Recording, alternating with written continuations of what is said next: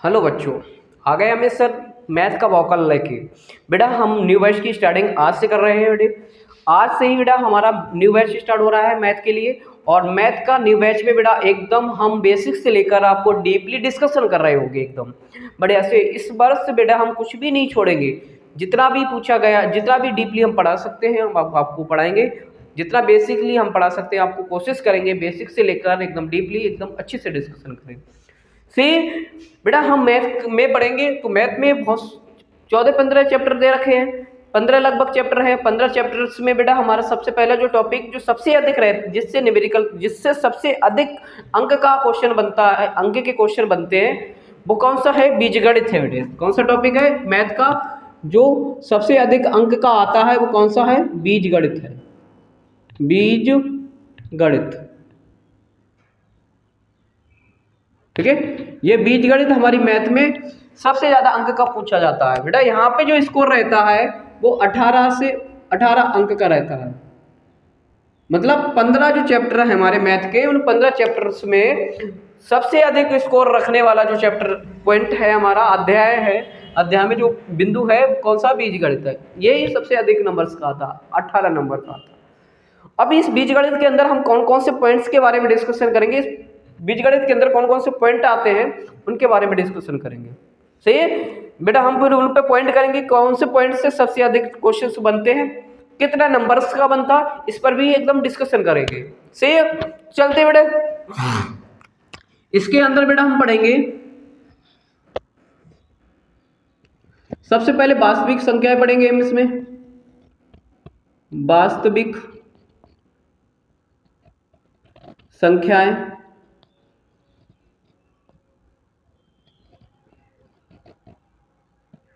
ठीक है। उसके बाद बेटे हम इसमें पढ़ेंगे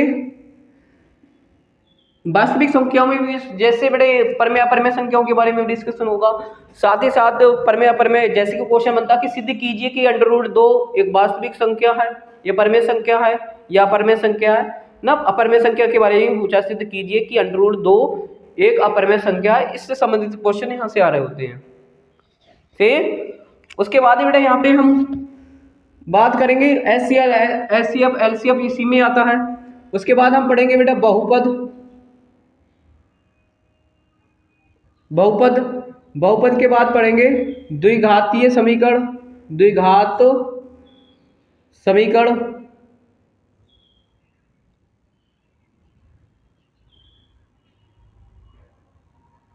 सही, द्विघात समीकरण भी दो प्रकार की पूछी। इसी द्विघात समीकरण में दो टाइप के क्वेश्चंस आते हैं। एक तो आते हैं बेटा हमारे कथन से संबंधित क्वेश्चन। यहाँ पे एक तो क्वेश्चन बनता है, एक क्वेश्चन होता है कथन वाले क्वेश्चन, कथन को वाले प्रश्न, प्रश्न। सही, कथन वाले प्रश्न जो होंगे उन पर डिस्कशन। जैसे कि मैं बात करूं कौन से सर जी, तो जैसे कि मान लिया कोई संख्या है, ठीक है, उस संख्या, कोई संख्या है, उस संख्या के में हम क्या करते हैं, 2 को जोड़ने पर 27 प्राप्त होता है, तो वह संख्या ज्ञात कीजिए। ऐसे क्वेश्चन होते हैं। जैसे और पूछे बात करें तो 2 क्रमागत सम संख्याओं का पूर्णांक कितना है, तो वह संख्याएं ज्ञात कीजिए।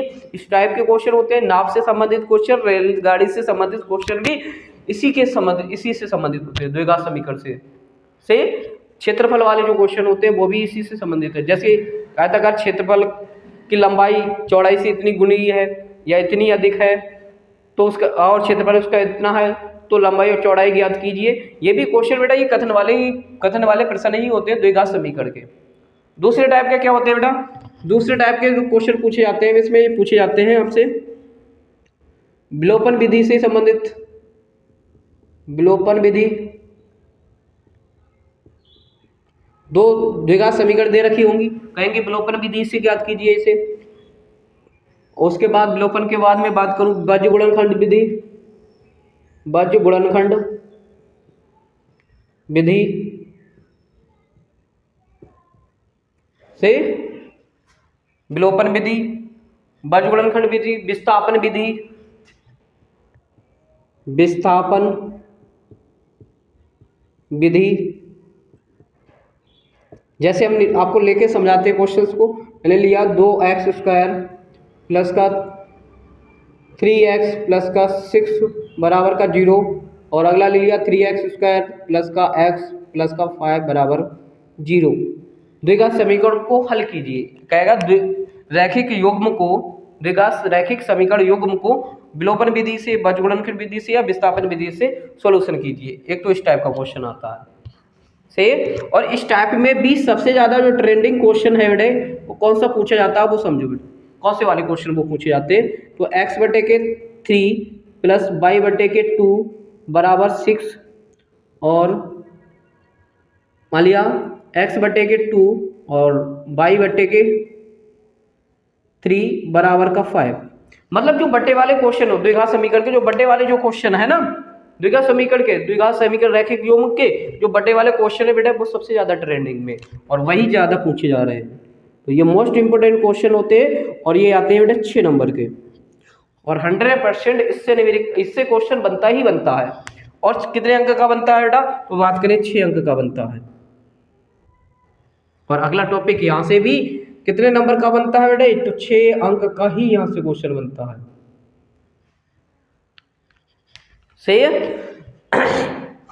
बहुपद से संबंधित की बात करें तो बहुपद से संबंधित बेटा क्वेश्चन बनता है ज्यादा से ज्यादा 2 अंक का बनता है यहाँ से कम से कम, और अधिक से अधिक की बात करें तो 4 अंक का।